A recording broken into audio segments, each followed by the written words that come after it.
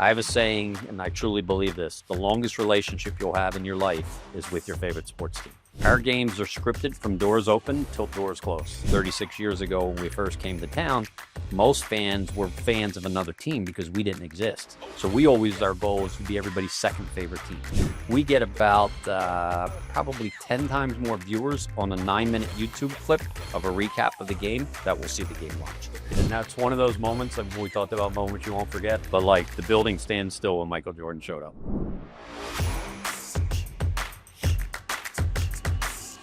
Welcome to Game Plan, a podcast where you're going to be meeting athletes, business owners, entrepreneurs, and industry leaders. I'm Kaio Philipe, and I'm going to be your host. What is your game plan? On this week's episode, Michael Forde. Michael Forde, welcome to Game Plan. How are you? Excellent. Thanks for having me. Of course, a warm day in Orlando today, no? Every day is a warm day in Orlando in the summer. Every day is a warm day. How is this summer treating you so far? It's been excellent. The NBA season stays busy all the way through to the finals, and then we have the draft, and then summer league, and then this time of year things get a little bit quiet for about 3 or 4 weeks, and then we'll come back middle of August. We announce our schedule for next season, so we'll be right back at it. The next season kicks off on October? Yeah, early October is preseason. We start report for training camp right around the middle of September, and then we'll be hosting home games shortly thereafter in October. And there's so many things happening with the NBA right now, right? You have a new media deal, 75 billion media rights. You're going to be, the NBA is going to be on NBC again. You have Amazon as well. In that context, Magic is a case study. You've been there for 2 decades. I have. You've accomplished so much. How do you feel about that? It's really I'm very grateful. It's a blessing to work for the organization. I've actually had 2 stints with the Magic. When I first moved to town, by background, I'm an exercise physiologist. So when I first came to town, I worked for the Magic. I worked for a third-party rehab company, but we did all the rehab and conditioning of the players back in 1989. So I was there for the very first game. Well, different role. I was behind the bench working with the players and had a great experience and kind of stayed in that business probably for about 10 or 15 years and various different things around the business of rehabilitation, sports, and things like that. And then had an opportunity to come back in 2004. As I tell people now, I couldn't have written up the career path that I've had. It's just been very opportunistic, and I've been very fortunate along the way.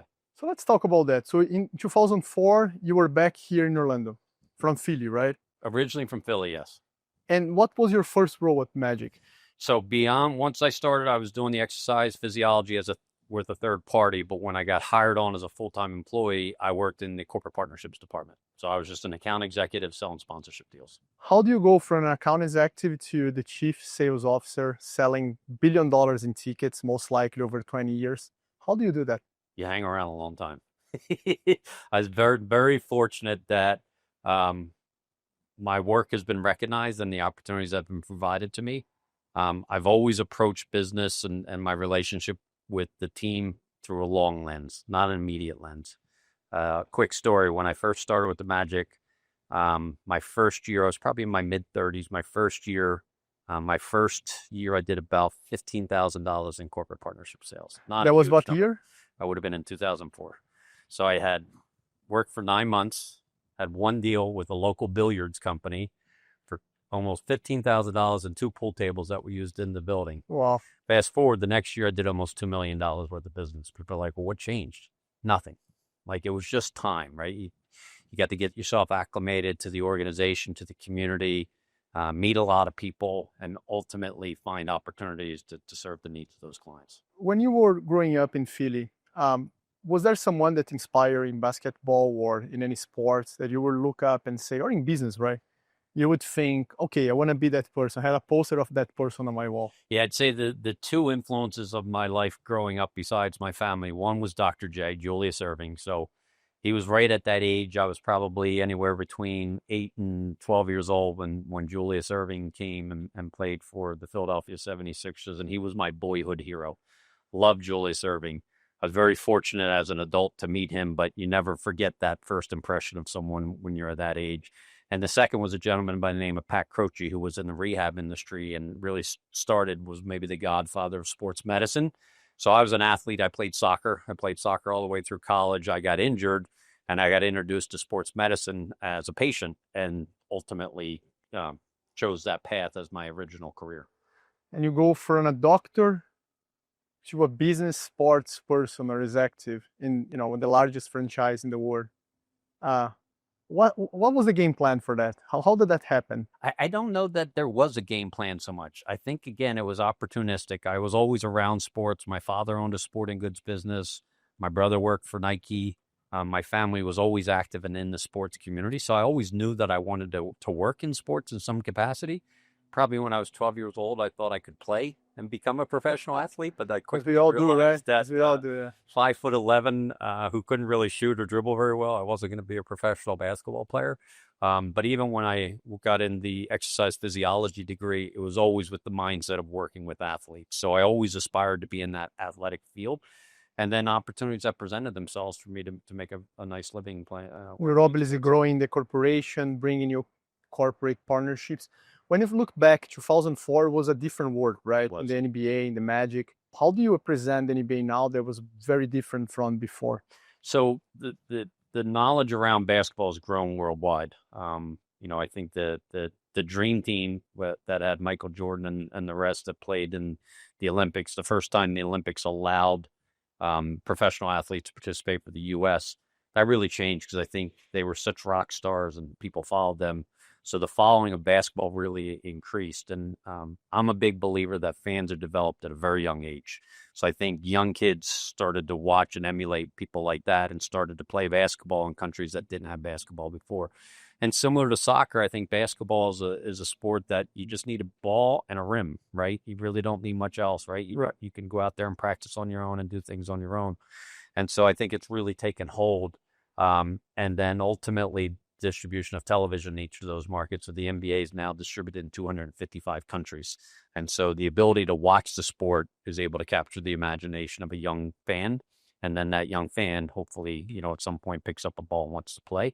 Right now, the NBA, about 25% of all players are not born in the United States. 25%. And I think either the last 4 or 5 MVPs of the league for the season are not born in the United States. They're international players. And that makes you think, right? Because you had a very celebrity player. You still have, right, with LeBron, but it was kind of gods in the past, right? Mm-hmm. Kobe, obviously. And now, so it looks like they just want to go there, play ball, make their $50 million salaries. Right. They're not so much into the drama or to the Hollywood scene. Yeah, I think it varies from player to player. I think certainly the international players, they approach the game and their experience differently. I think a lot of the American-born players, and you mentioned LeBron and many others, they're now building their own brands, right? So they go into it intentionally to control their brand, their image, and everything that goes along with it.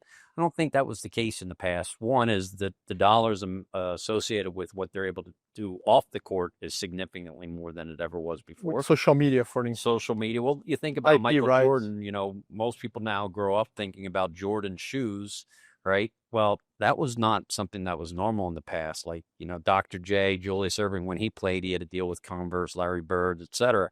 But prior to that, you didn't have shoe deals. You didn't have sponsorship deals for athletes. And so I think players now recognize that their influence goes way beyond the court, whether it's through social media or other channels, and they build their own brands.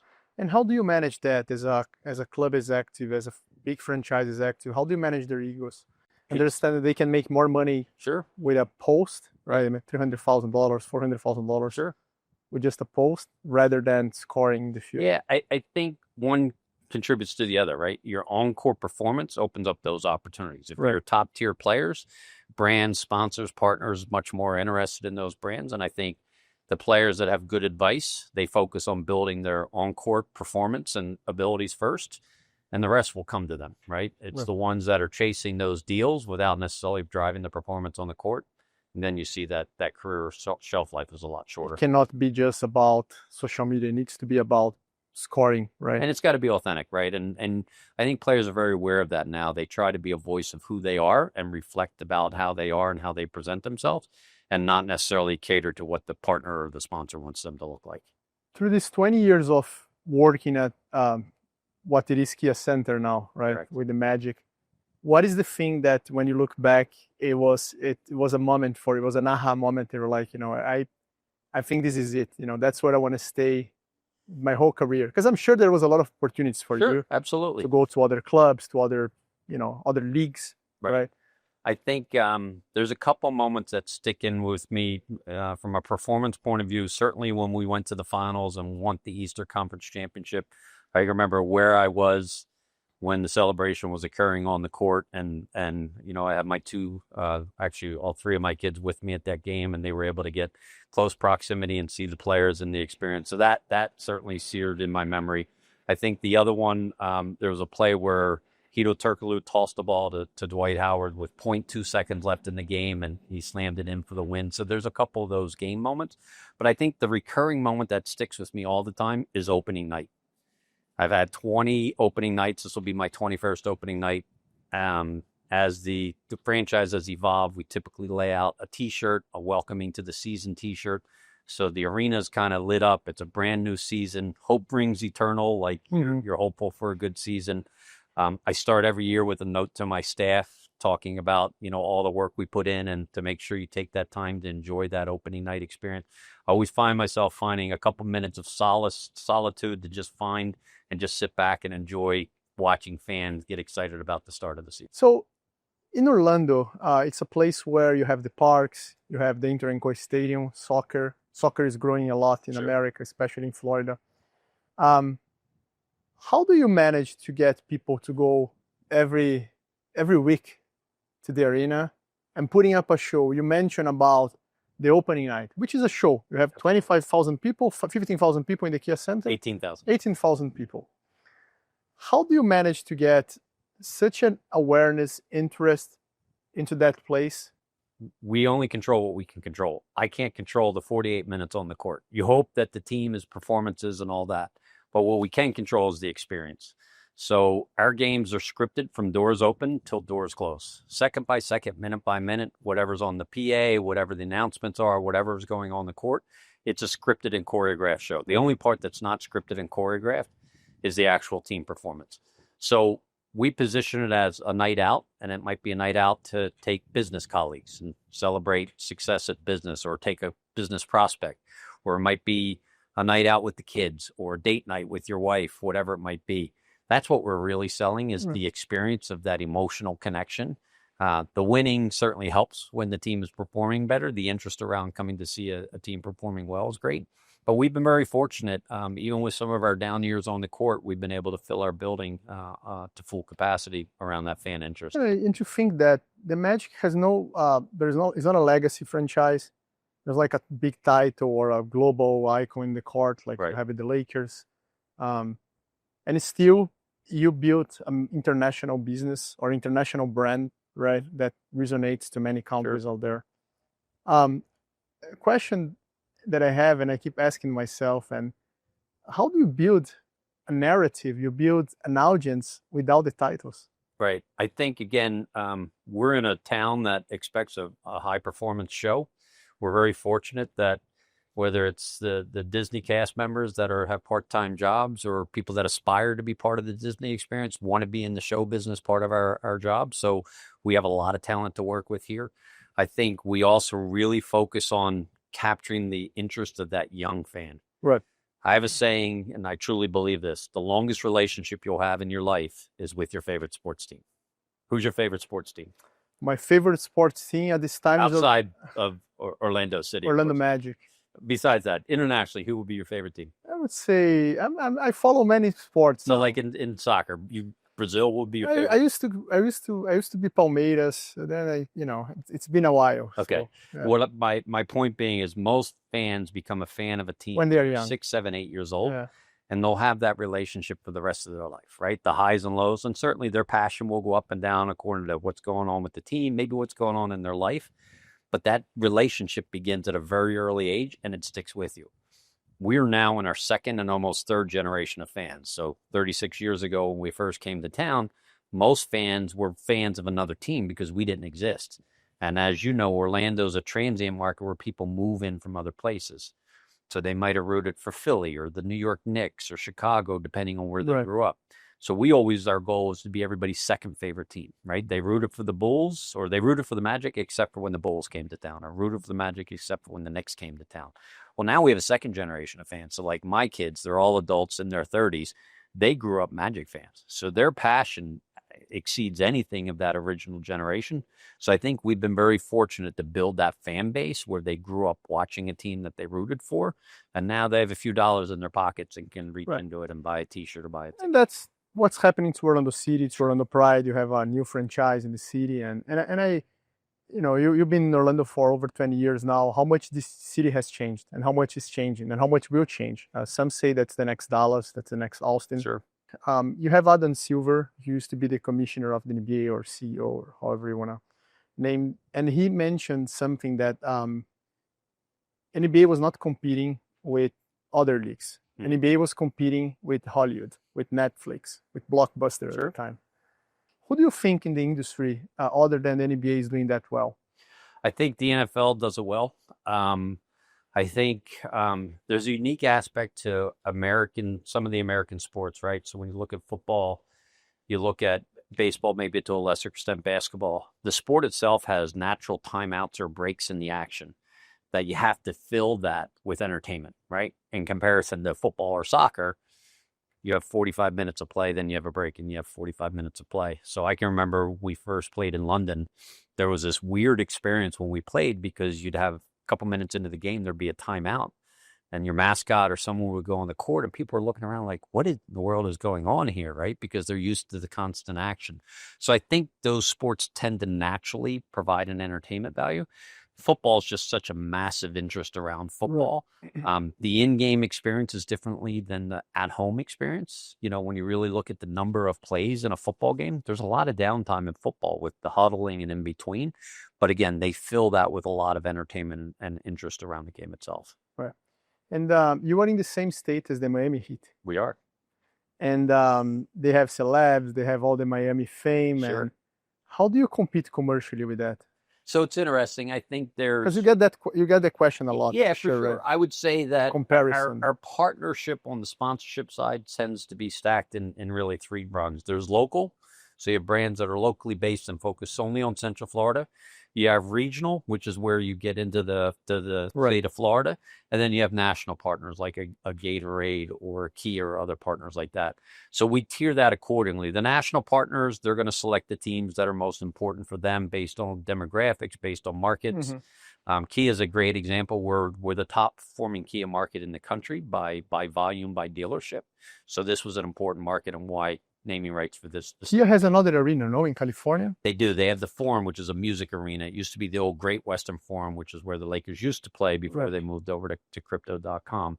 So getting back to your question about the Heat, I think we tend to compete more on the regional level, right? Where there are brands that are focused maybe on the state of Florida or Southern Florida.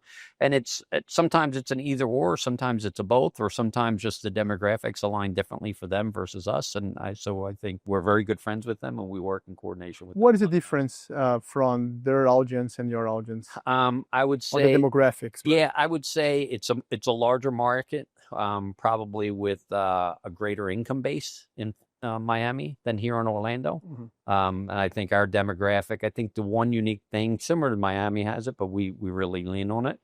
10% of my audience doesn't live here, right? So any given night you go to the game at Kia Center, 10% of those people are coming from an international audience. They want to see the NBA. They want to experience. It's like if I go to Brazil, I want to go see a soccer match down there or a football match down there. And, I'm not price sensitive, right? If they're playing and I can afford to buy a ticket, I'm going to buy a ticket. That's how our international fans are, right? They're coming to the parks. They're going to Disney. So you're saying there are less tourists there than here, probably. There are, like, Orlando is a city with 80 million people. Yeah, they have tourists, but I would say that their tourists tend to be full Latin America, and so the diversity of that fan. Here, they're coming for vacation for a very specific park experience.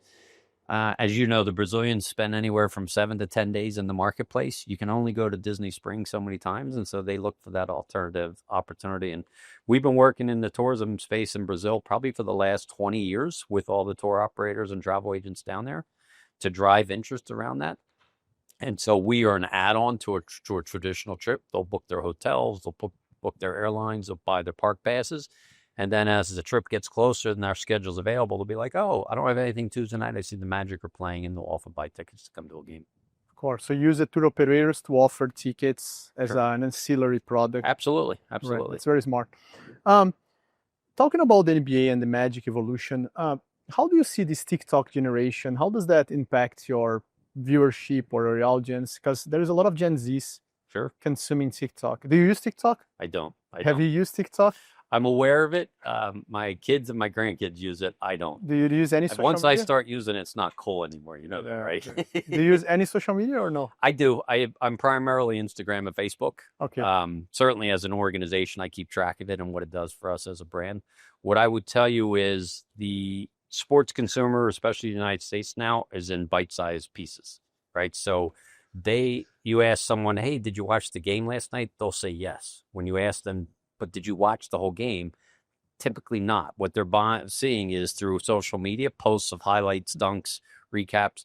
We get about probably 10 times more viewers on a 9-minute YouTube clip of a recap of the game that will see the game live, right? That's just the generation of how it is. It actually plays well into the international audience because when we play a game in Germany, they're 6 hours ahead. Right. There's not a lot of people watching a game live at 1 o'clock in the morning. They're waking up in breakfast and they're consuming it through social media to see the results and the outcome of either their favorite team or their favorite. You increase your reach basically and Absolutely. your awareness. When you think about international markets for the Magic, what is the top 3 markets you have in reach? Yeah, so we studied it. So the league opened up international rights to us right before the pandemic. So we analyzed and said a couple of things we looked at. You know, where were there already basketball fans? Where do people play the sport? There's a big difference between consuming it and playing it. And obviously the interest is greater if you actually play the sport or there's interest in playing it. Where was their sponsorship or corporate dollars available to it? And where was the distribution of the television? So we measured those 4 things worldwide. And the 3 markets that performed best for us was Brazil, top market. The Magic are a top 5 team in that marketplace as far as following and interest. I think a lot of that is the connectivity between Brazilians that love to vacation in Orlando. And so that strong connection on that point. It's also one of the fastest growing markets for the NBA. So television distribution is really high. There's 35 NBA stores throughout Brazil. So people love the fan gear and the T-shirts and everything that go along with that. The second market for us was Europe and then specifically Germany. Germany is the fastest growing market for League Pass. So that's your pass that allows you to see all of the games. And again, as we talked about the time difference, oftentimes the way people consume it is the next day. So they're able to see the rerun of that. Huge growth market, smaller market, huge economy, right? So a lot of opportunity there. We have 3 German-born players. So our team performs very much at the top. We're the most watched team in the marketplace, a lot around our players. Italy, Spain, France, all strong markets, but Germany is probably the second target market. And although technically part of the United States, Puerto Rico as a territory, it's treated as an international market by NBA rules.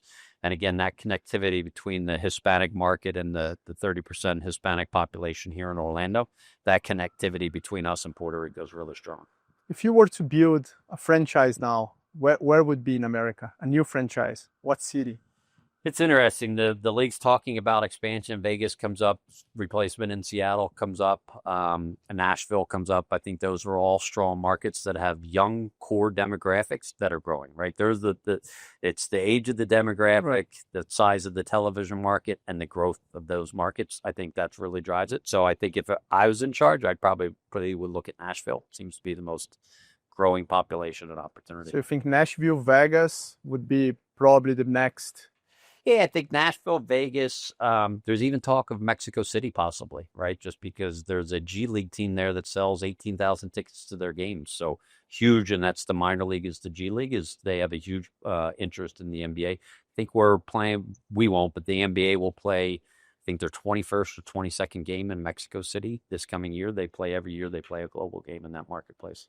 You believe that now with the whole, again, Gen Z, the NBA has to reinvent themselves, or the way it's happening? I think last year you heard about the ticket sales was not doing so well. Yep. But consumption online, it was growing, right? So yeah. So a couple things on the ticket sales front. We're very fortunate again for all the reasons that we've talked about at our marketplace that our building stays full.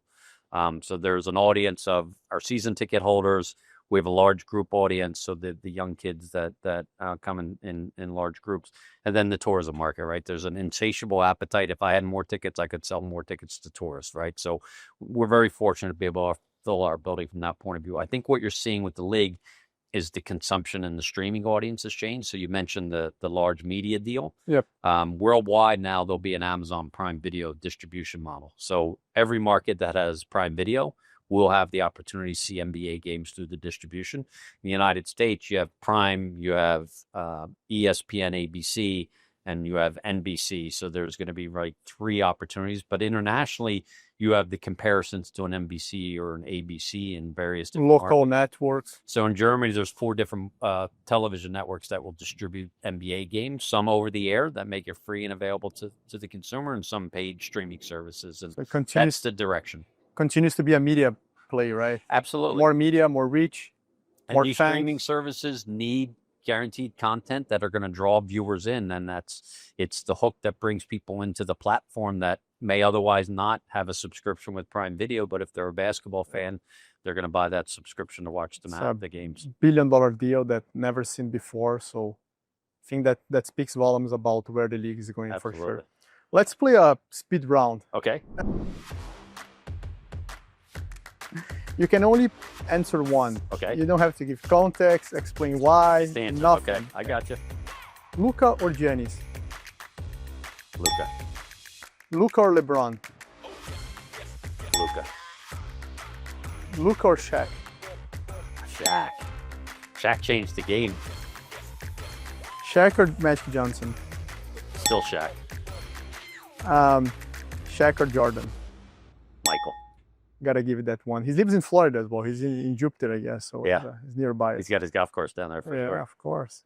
I bet he comes to Orlando very often. Have you seen him in the field or The last time I saw him, he was still playing, right? And that's one of those moments, like we talked about moments you won't forget. I will never forget. Now, at that time, he was playing for Washington. It was kind of at the end of his career. I was fortunate enough to see him with Chicago as well.